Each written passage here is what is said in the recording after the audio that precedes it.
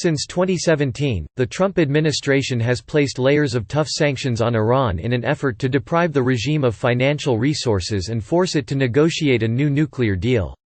Secretary of State Mike Pompeo said in a recent speech that the administration's strategy of maximum pressure aims to cut off 80% of Iran's oil revenues, and President Rouhani himself said that we have denied the Iranian regime some $200 billion in lost foreign income and investment as a result of our activities. Yet Iran's economy has not collapsed. I think the predictions of a quick economic collapse were too optimistic, says Javad Salehi Isfahani, an economics professor at Virginia Tech specializing in the Iranian economy. Despite the Trump administration's crushing sanctions, they showed a misunderstanding of the level of complexity of Iran's economy and how good they are or how experienced they are with resisting sanctions. To be sure, the increasing sanctions since 2017 have hit Iran's economy hard. Unemployment is high, inflation is high. They're running out of foreign exchange, says Salehi Isfahani. The economy is not in good shape at all.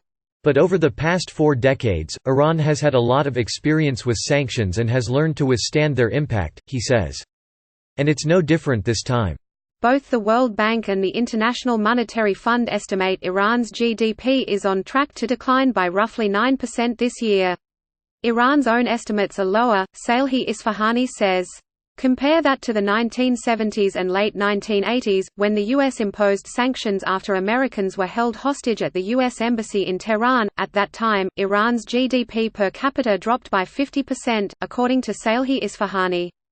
The World Bank and IMF estimates of economic decline take into account a sharp drop in Iran's oil exports. Before the U.S. pulled out of the 2015 nuclear deal in May 2018, Iran was exporting about 2 million barrels of crude oil a day. Now it's estimated that Iran exports between 300,000 and 500,000 barrels daily, most of that to China, says Esfandyar Batman Gelij, the founder of Bourse and Bazaar, an organization that tracks developments in Iran's economy. But Iran isn't solely reliant on oil, Batman Gelij notes. The Iranian economy is a very diverse economy and manufacturing is really one of the most important areas, he says. Currently, manufacturing accounts for about 1/5 of overall employment in the country. Batman Gelij says that includes automobiles, metals and plastics.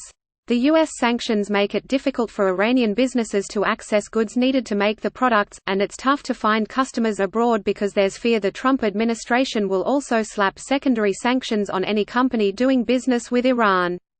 But some Iranian manufacturers can stay afloat because of informal payment systems that don't rely on banks to get money in and out of the country, Batman Gelij says. Also, certain goods are not affected by secondary sanctions. They're really basic goods, like food products or like consumer products, including things like household products, like detergent or shampoo, he says.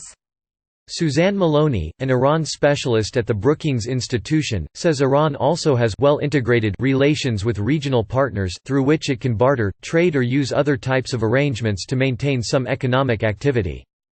The Iranians really do have alternative industries to fall back on and a significant domestic capacity, as well as the ability to leverage their relationships with several of their neighboring states to try to muddle through economic adversity, she says.